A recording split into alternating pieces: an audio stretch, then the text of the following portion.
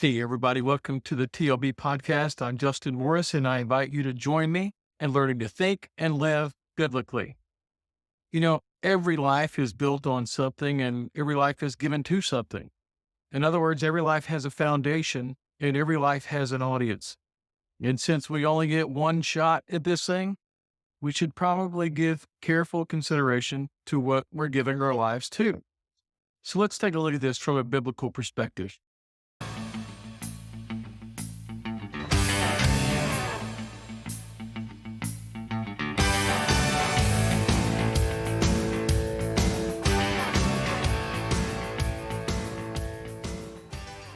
In a couple of the Gospels, Jesus told a story about two houses, and he says one house was built on a rock and one house was built on sand. And both houses suffered the same storms. He says the winds blew and the waters rose and the storms came and beat against these homes, and only one of those houses survived. And of course, it was a house that was built on the rock. And Jesus is making the obvious point that what we build our lives on is very, very important. The foundation of our lives is critical. But the Bible also talks about what we give our lives to. And this is really worship in the big sense of the word. This is what worship is. What do I give my mind to? What do I give my heart to? What am I living for? Or more specifically, who am I living for? That's what worship is about. Now, it's interesting if you compare the Old Testament with the New Testament. The Old Testament was very descriptive, very prescriptive about worship. God's regulations, his rules, his law to Israel, it specified where they should worship and how they should worship and all of their festivals and their rituals and their dietary laws and everything related to worship, even what they were to wear. But then you get to the New Testament, and the New Testament is relatively quiet about worship. It's a little bit surprising. Jesus said that we're supposed to worship in truth. In Hebrews says that we're supposed to worship in reverence and in awe. But beyond that, the Bible doesn't tell us a whole lot, or at least it doesn't seem to on the surface. It doesn't tell us where to worship or how to worship or what music to listen to.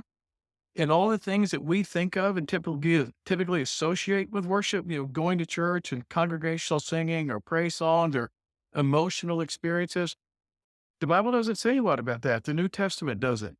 But the Apostle Paul comes along in Romans chapter 12, and he literally tells us what worship is. And frankly, it's a little bit surprising. Now, in a minute, we're going to look at chapter 12, verses 1 and 2. But before we get there, just a brief context. This is a very, very pivotal passage in the book of Romans and really in the Bible, because Romans is the most theological book in the Bible. It's the greatest theological treatise ever written. And chapters 1 through 11 are deeply theological. God's righteousness, the nature of man, salvation by grace through faith. It's just rich, deep theology. And chapters 12 through 16 are eminently practical. How to relate to one another, how to live as a citizen, how to relate to the government, how to handle your affairs. It's very, very practical. And the pivot between these two, between the deeply theological and the eminently practical, are these two verses, chapter 12, verses 1 and 2. Here's what Paul says.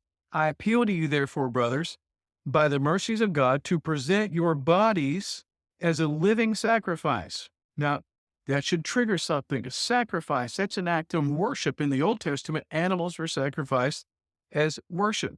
Present your bodies as a living, not dead, living sacrifice, holy and acceptable to God, which is your spiritual worship. So he says we have a physical body being sacrificed as an act of spiritual worship. That is pretty important stuff. And then verse 2, he says, don't be conformed to this world, but be transformed by the renewal of your mind, so that by testing you may discern what the will of God is, what is good and acceptable and perfect. Now, let's take a couple minutes and pick this passage apart.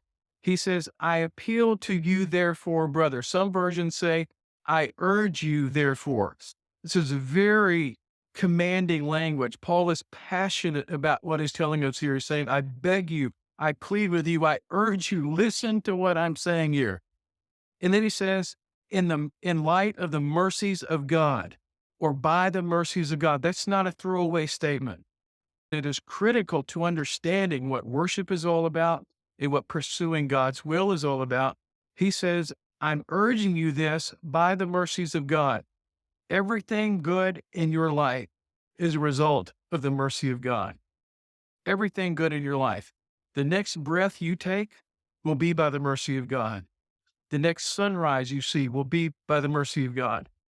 The next smile from a stranger you enjoy will be because of the mercy of God. The next embrace from a friend will come because of the mercy of God. The Bible says that every good gift that we receive comes down from the Father in heavens. The Bible teaches that Jesus has purchased for us with his blood. He has purchased for us all good things from his Father. So as Paul is pursuing this line of thinking, he's going to tell us what worship is and how to seek the will of God. It's in light of the mercy of God, the goodness of God in our lives. So here's what he says: present your bodies. That's worship.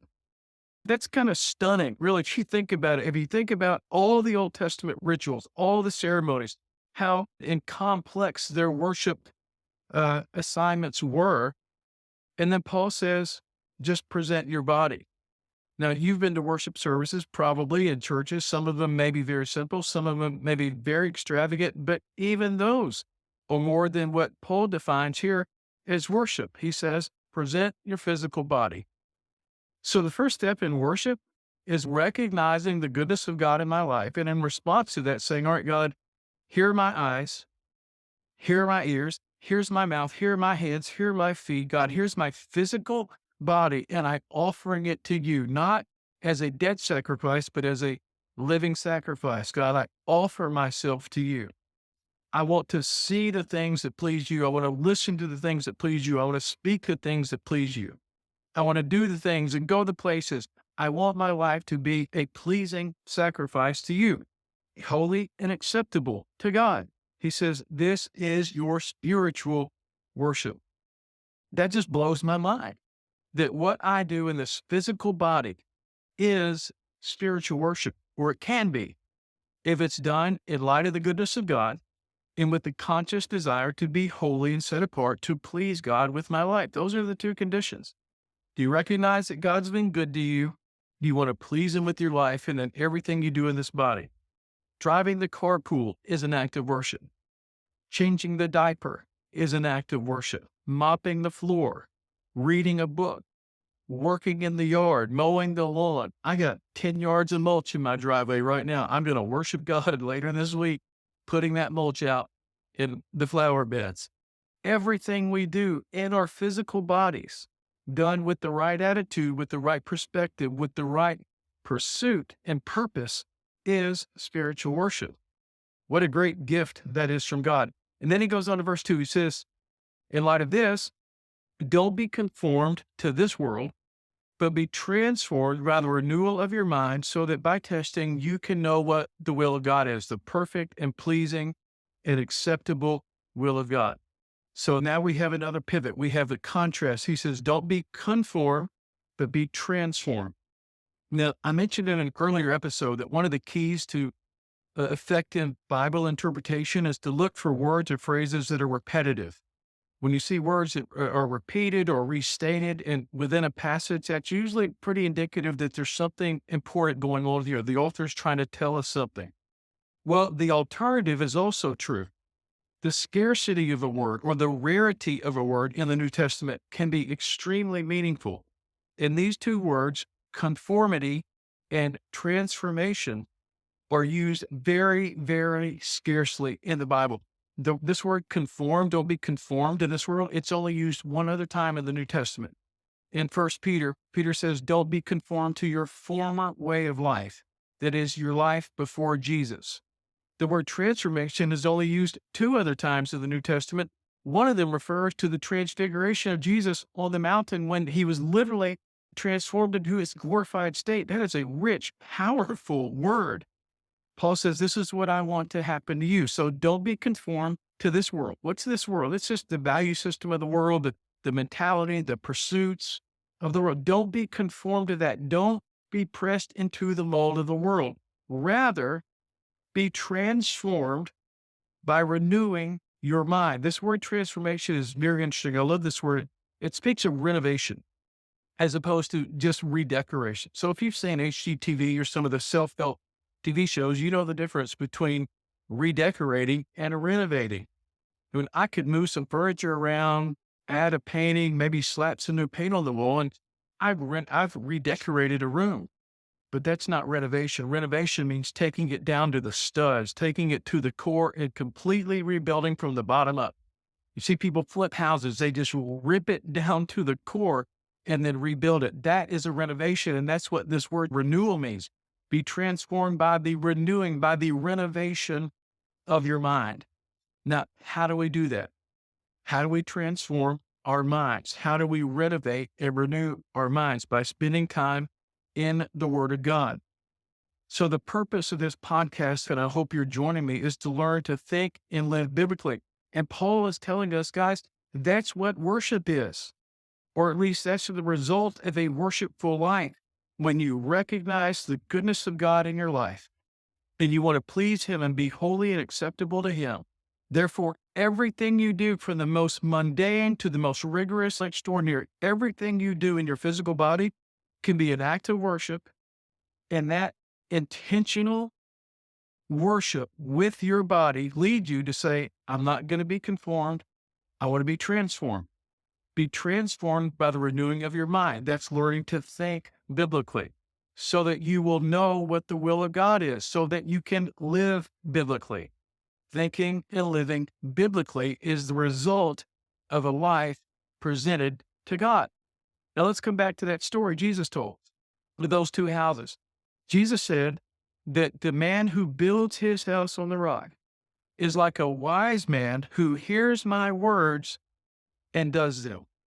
We see the exact same principle. Jesus is telling us that the wise man, the house built on the rock, the life that's going to withstand the storms, the marriage that can withstand the storms, the home, the life, the purpose, the dreams that can withstand the storms that are going to come, are the life that is built on the rock. And the rock is hearing the words of Jesus, thinking biblically, and doing the words of Jesus, living biblically. So that's what we're joined together to do, to learn together, to think and live biblically. We'll continue that next time, and I'll see you then.